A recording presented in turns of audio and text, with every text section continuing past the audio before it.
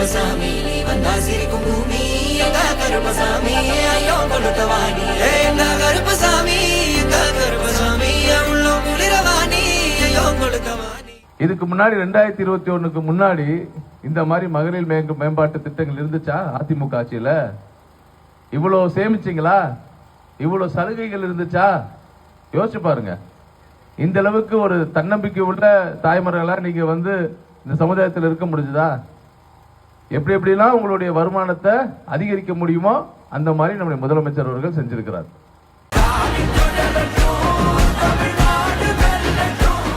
ராசிபுரம் வளர்ச்சியின் நாயகன் டாக்டர் மதிவேந்தன் அவர்களுக்கு உதயசூரியன் சின்னத்தில் வாக்களிப்பீர்.